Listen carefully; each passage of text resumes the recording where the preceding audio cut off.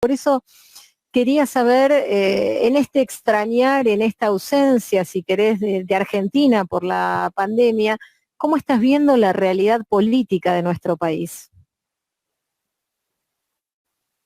Bueno, una matriz que te diría que se repite en distintos escenarios mundiales y que me parece que debe ser atendida. Primero, hay un gobierno neoliberal que con mucha facilidad destruye todas las conquistas que ha hecho un movimiento nacional y popular, o un gobierno progresista, para situarlo en otros ámbitos. Lo hace con mucha facilidad porque al fin y al cabo esas conquistas anteriores no dejaron de hacerse dentro de un marco liberal. Luego resulta que esa derecha neoliberal que ha estado en el gobierno y ha destruido todo, no suele pagar verdaderamente las consecuencias del estrago que ha producido.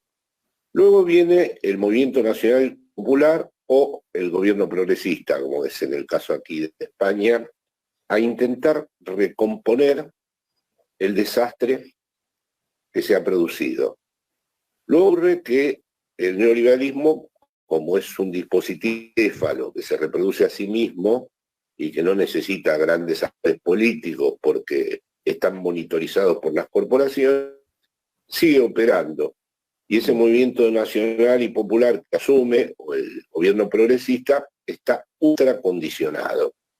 Luego empieza un malestar interno y empiezan las críticas al movimiento nacional y popular, o porque no es directamente un movimiento nacional y popular, o porque finalmente no es progresista, y comienzan las críticas absolutamente fundamentadas, porque las cosas son muy...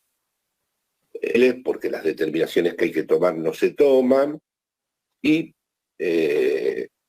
esas críticas van socavando la autoridad del propio proyecto, que comenzó de entrada condicionado y ahora múltiplemente condicionado a raíz de la pandemia, porque la pandemia va a implicar prácticamente un derrumbe civilizatorio, y por lo tanto, una vez que el movimiento nacional y popular o el progresismo recompone parcialmente el desastre que ha dejado el neoliberalismo, el gobierno neoliberal anterior,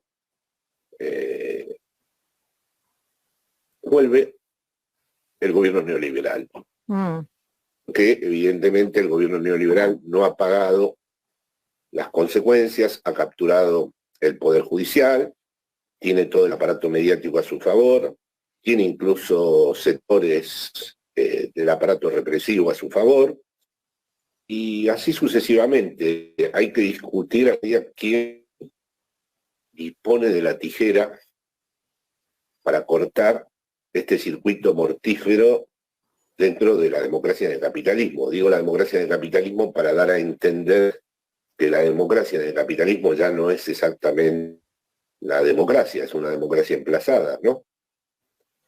En fin, este es un escenario que veo con distintas variantes, como dije antes, repetirse, y en Argentina lo comienzo a ver. Es decir, ahora ya no se puede decir que haya fuego amigo, ni críticas funcionales a la derecha. Las críticas tienen toda su razón de ser. La pregunta es si eso no queda en un mero malestar, si eso se formaliza de alguna manera, porque si queda en un malestar binario, como yo observo que me responden en Facebook, en términos de A o B, es absolutamente equívoco y irrisorio. Por empezar, si la cuestión se traduce en términos, voy a exagerar para ser gráfico, ¿no? Alberto es el sucesor de Alfonsín y de la Rúa, y no es ni peronista y mucho menos kirchnerista. Pero aquí que el kirchnerismo tiene a una vicepresidenta, a un gobernador de una de las provincias más importantes de la Argentina, responsabilidades muy importantes en el ANSES y en el PAMI, un ministro de Interior, bueno, organicé un seminario para los comedores sociales en el Gran Buenos Aires, el ministro de Desarrollo para la Comunidad, nada menos que al ministro de Salud en la pandemia. Entonces, ¿qué es lo que se critica? ¿A quién se critica? Porque eso forma parte del gobierno. Así que, como no sea que el kirchnerismo se transforme en el vehículo de esas críticas y las formalice y invente un buen modo de que esas críticas no ayuden a implosionar el espacio, es decir, cómo se tensan las cuerdas, cómo se producen los conflictos que necesariamente se deben producir sin que los mismos no sean antagonismos.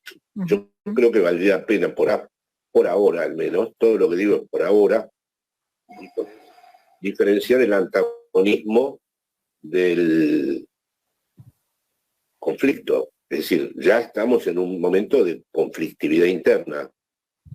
Si es antagónica, el espacio puede explotar. Si el espacio explota, no creo que surja un sujeto histórico revolucionario, como creen algunos, ni que avance un proyecto transformador. Creo que vamos a tener de nuevo una mala noticia.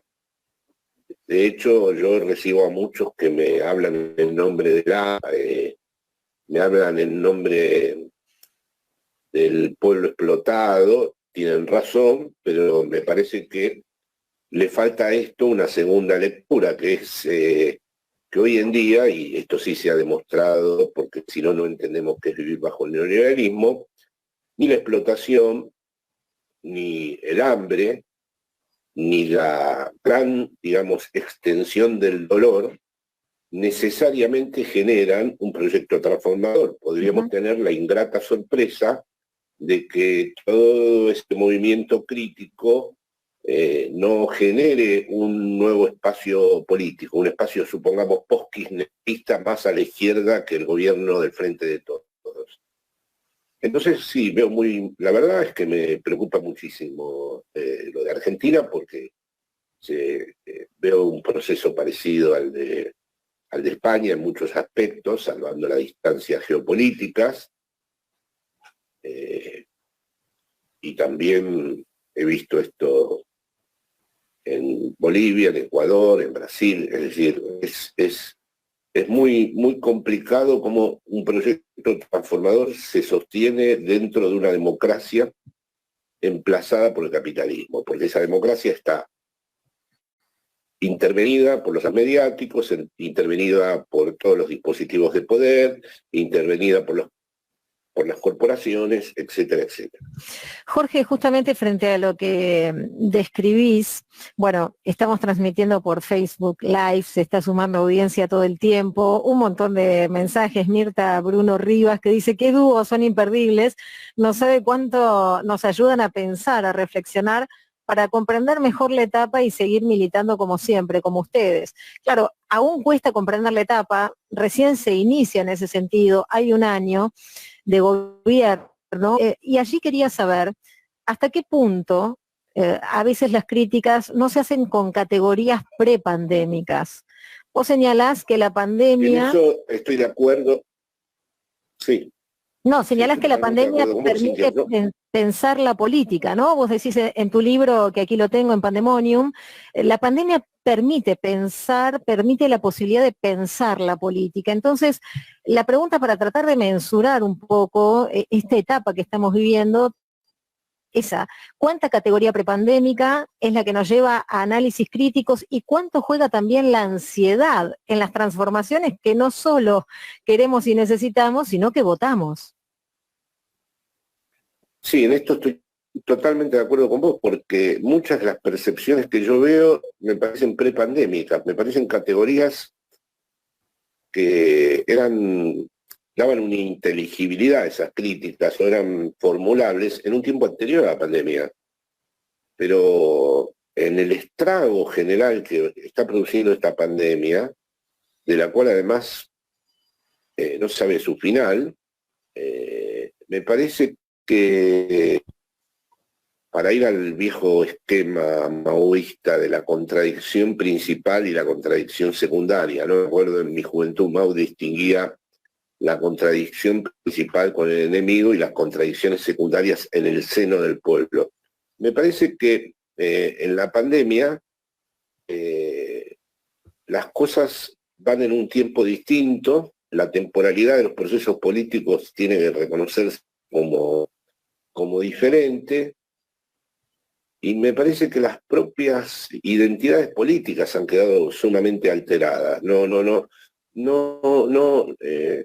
Es decir, esas opciones, o peronismo o socialdemocracia, o el kirchnerismo puro o el frente de todos, me parece que exigen ser examinadas también a la luz de lo que sucede mundialmente.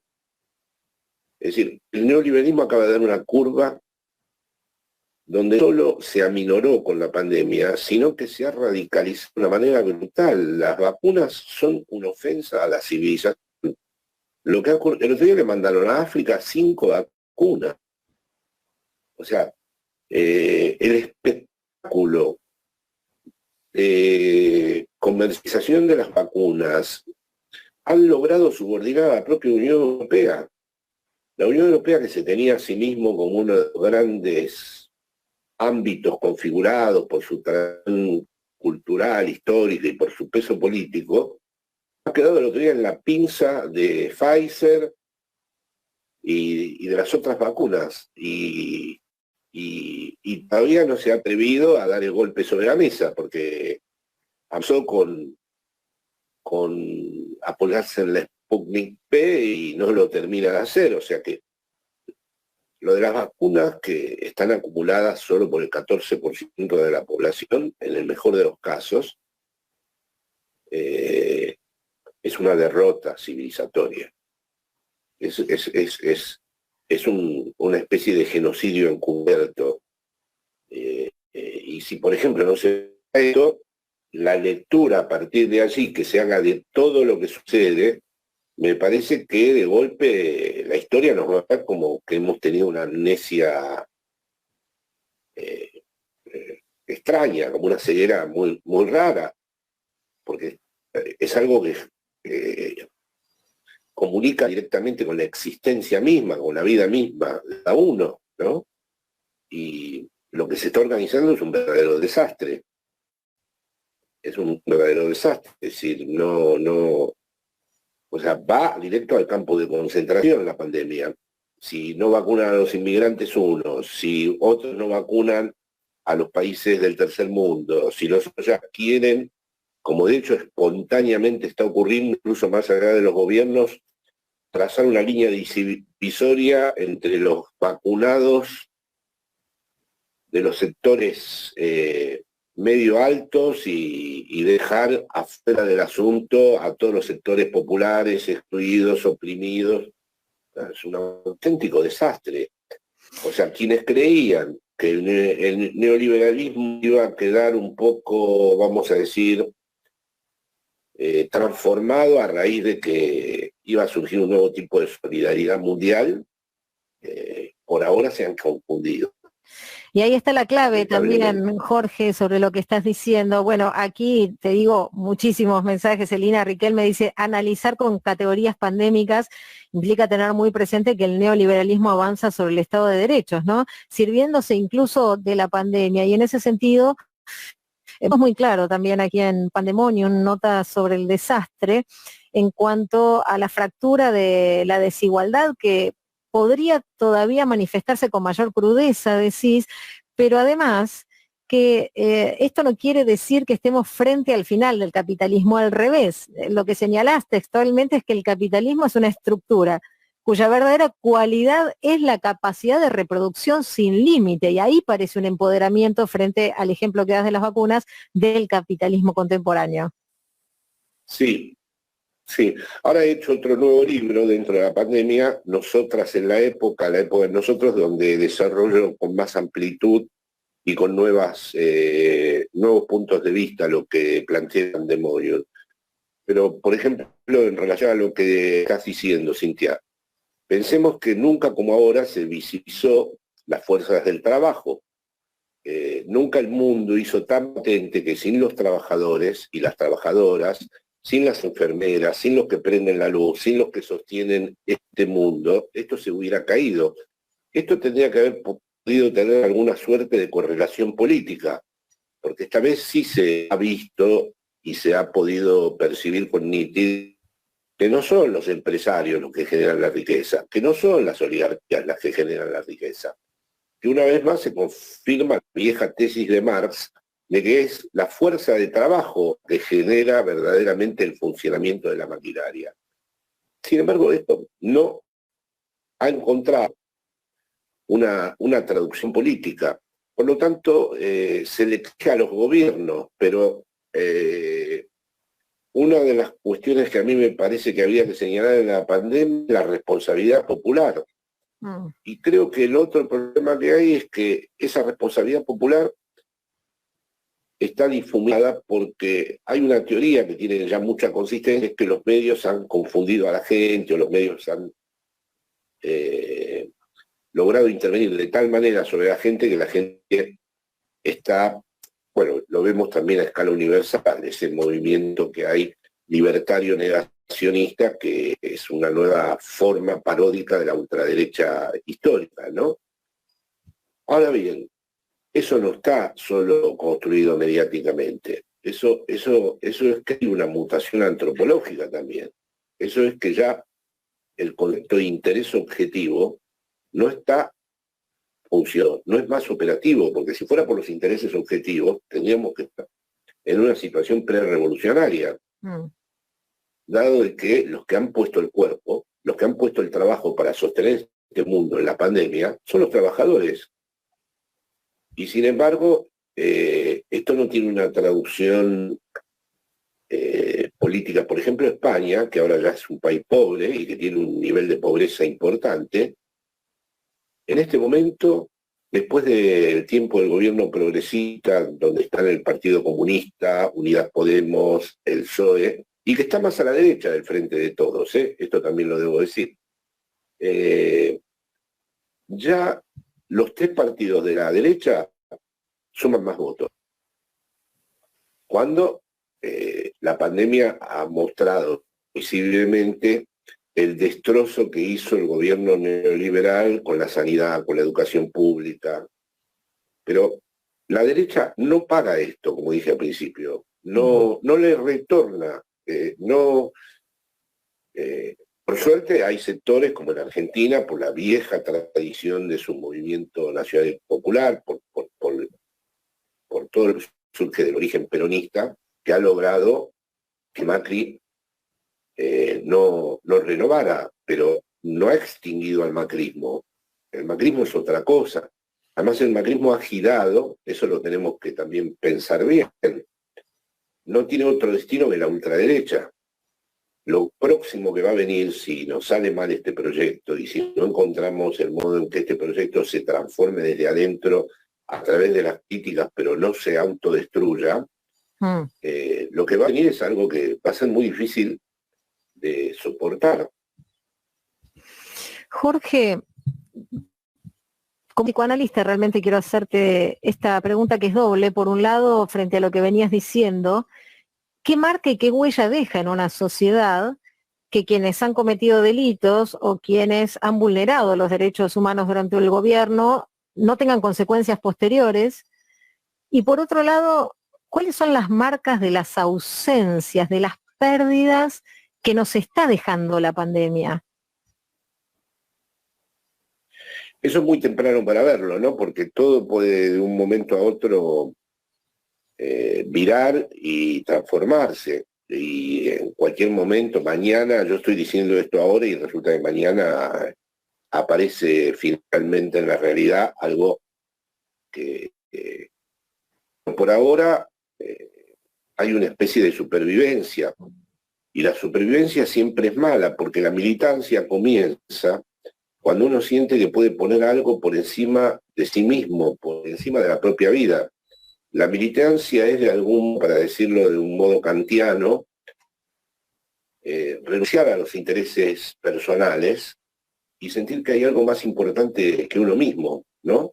Algo por lo que vale la pena luchar y que vale la pena sostener y que no está conectado directamente a mi interés particular, sino que, o en todo caso, mi interés particular se realiza en ese proyecto colectivo, ¿no?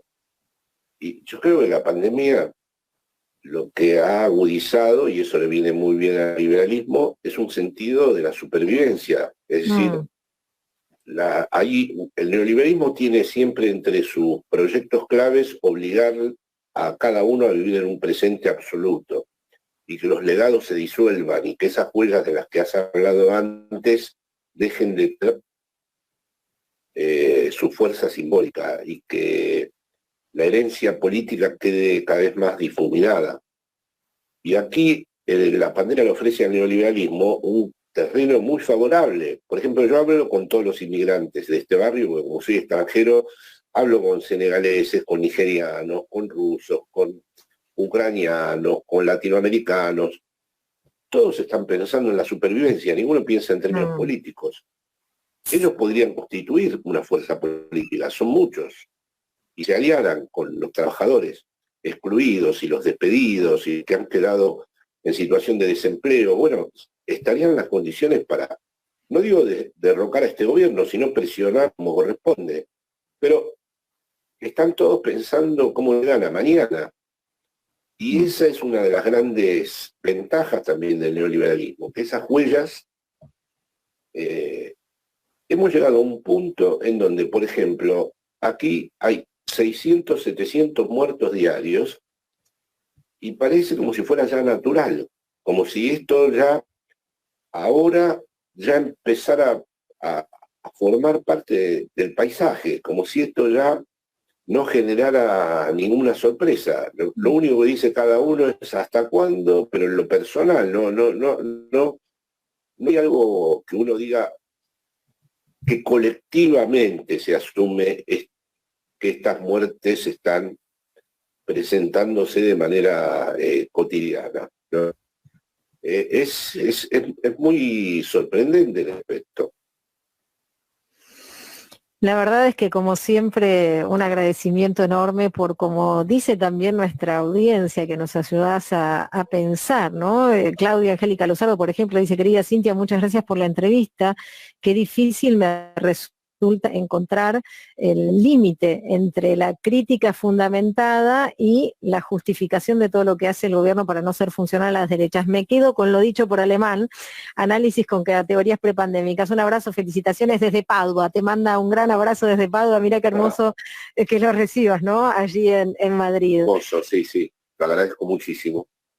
Y te vi ahí, yo estaba tomando mate, ¿no? Nos están viendo por Facebook Live, como decíamos. Vos estabas fumando, te vi fumando, Jorge Alemán, aunque ahí ya es como mediodía, no es tan temprano como aquí, ya mediodía, tardecita, ¿no? Y tenías una taza por ahí. Sí, yo tengo mi colección de tazas donde están los discos de los Beatles dibujados en la taza. Soy un friki de los Beatles. Desde muy niño, desde los 12 años, me he convertido en una especie de fanático. Me han enseñado mucho los Beatles. Mostrámela de nuevo, por favor. Es hermosa esa taza y encima decís que tenés varias más. Ya se corresponde con el segundo long play de ellos, que se llamaba en Argentina Beatles, With the Beatles. ¿Y cómo es esta? Eso te iba a preguntar justamente, ¿cómo es este vínculo con la música y lo que te enseña? Bueno, yo además fui periodista de rock de joven, ese es otro tema, pero lo que siempre me interesó de Beatles es la conexión con lo popular, porque cuando existieron como banda eran muy populares, a veces el paso a lo sofisticado y experimental sin ver jamás la dimensión popular. Esa manera de no subestimar lo popular, sino de que ser popular no implica no experimentar ni implica renunciar a indagaciones más arriesgadas dentro del campo del arte, me interesan mucho. Me interesa todo aquello que, por un lado, puede conectar y a la vez no retrocede cuando tiene que experimentar. Y los Beatles son eso, porque a mí me hicieron cambiar mi manera de escuchar la música, especial a los 12 años escuchando el rock and roll.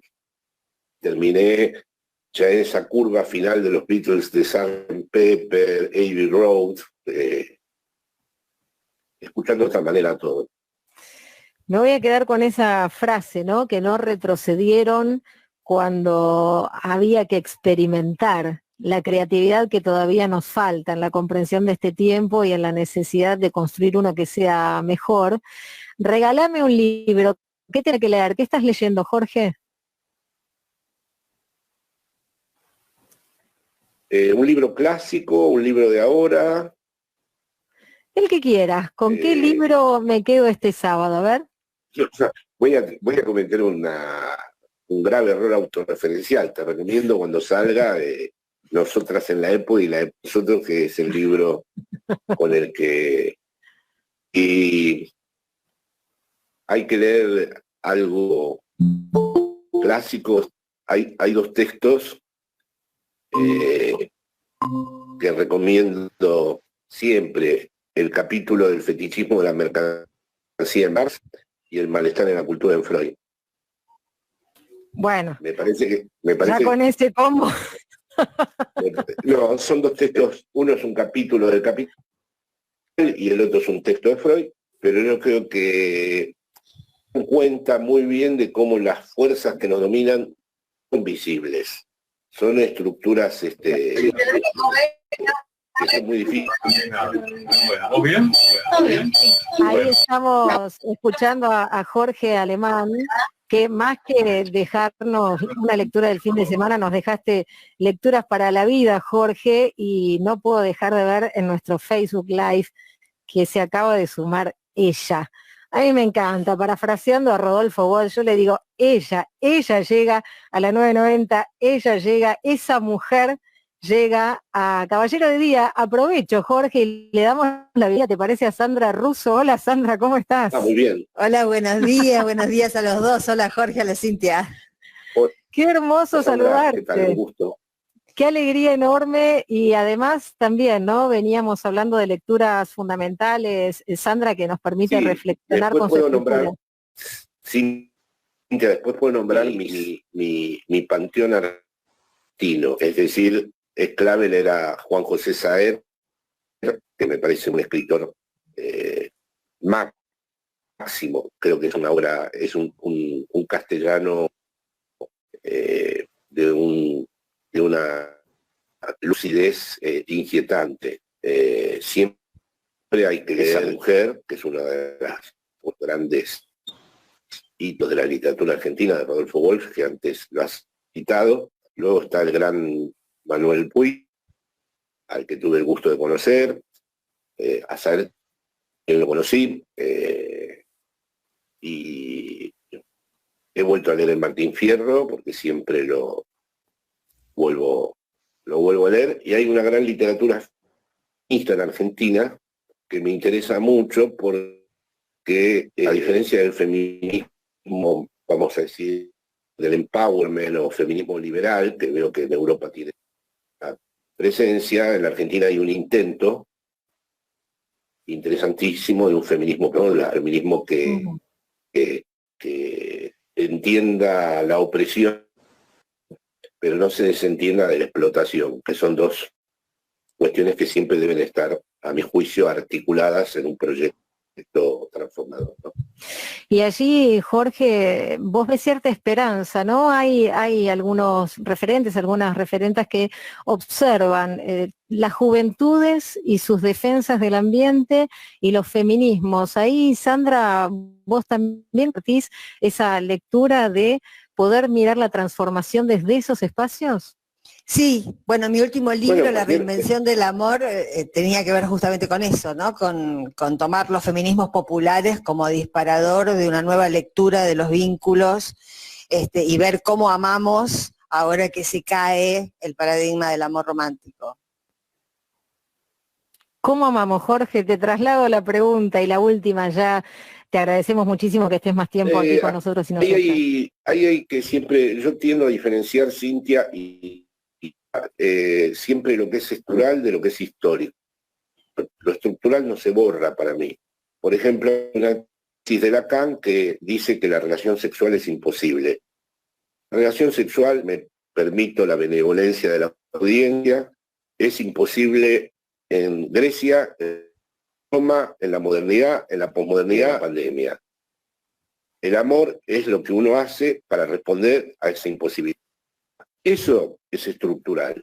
Luego están las transformaciones históricas, las épocas que privilegiaron el amor cortés, el amor romántico, ahora se habla del poliamor, ahora se habla de la relación abierta, ahora se habla de un amor no normativo, pero nada de eso te libera de la imposibilidad.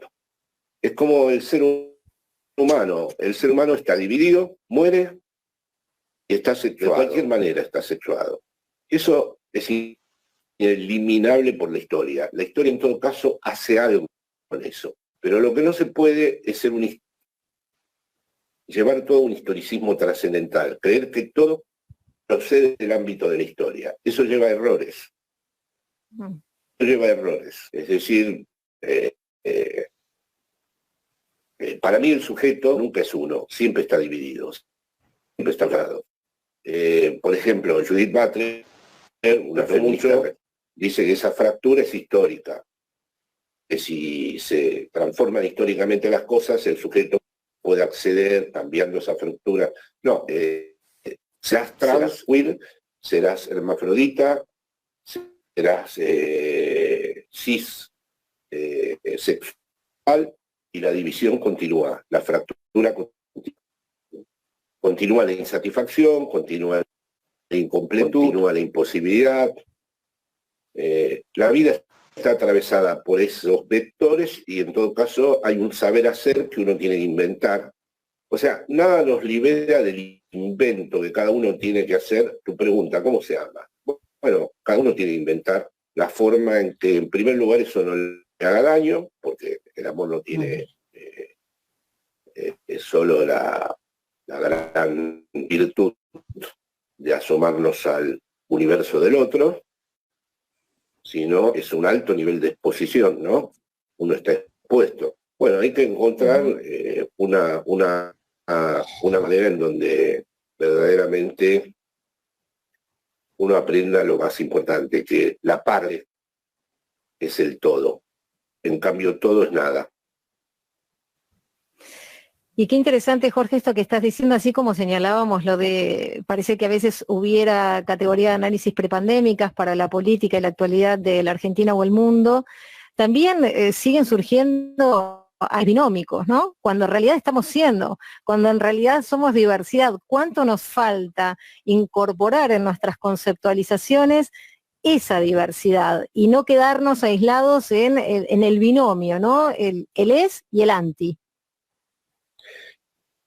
La propia constitución del sujeto también, ¿no? Lacan lo desarrolla Darío Espejo, es decir, el yo es binario porque como su primera experiencia no surge de él mismo, sino de la relación con la imagen que él tiene de sí.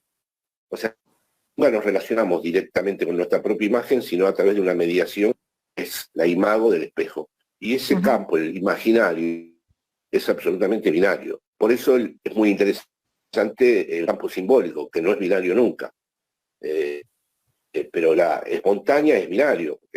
Tenés a mamá o a sos hombre o sos mujer, estás con estos o estás en contra. Y la verdad, por ejemplo, en Facebook lo experimento. El otro día tuve una crisis escribiendo en Facebook, porque cualquier cosa que diga tenga varios recovecos o varios matices, porque mi escritura lo tiene, y además yo nunca condesciendo con eso de escribir para la gente común, que me parece una gran subestimación.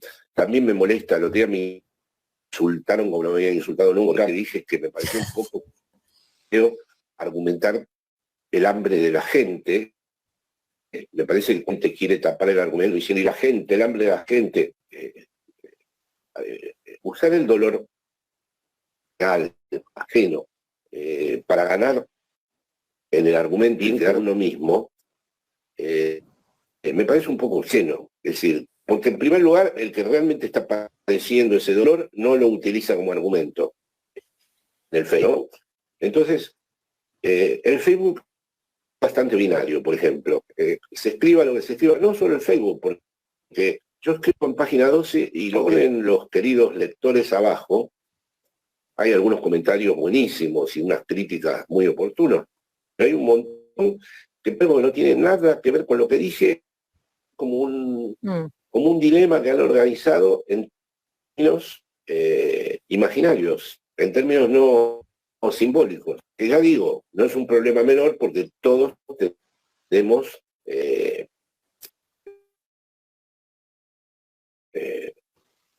lo feo y lo lindo. No. ¿Cómo vas a hacer con eso? ¿Te vas a sacar? Voy a decir que no soy más gordo porque escribo en página 12 o porque me tradujeron ahora el libro. No, sigo siendo. Entonces, hay algo del imaginario que se filtra con muchísima facilidad. Eso es lo que yo llamo las malas noticias del psicoanálisis. Vamos a seguir hablando ahora del imaginario, de la construcción de representaciones, de las subjetividades en el marco de los medios de comunicación, porque estamos con Sandra Russo. Te dejamos un abrazo enorme, Jorge, y hasta pronto. No nos sigas extrañando tanto. Pensá en volver. Ya te vas a venir a volver a las fuentes y al piso, como hace siempre. Bueno, ojalá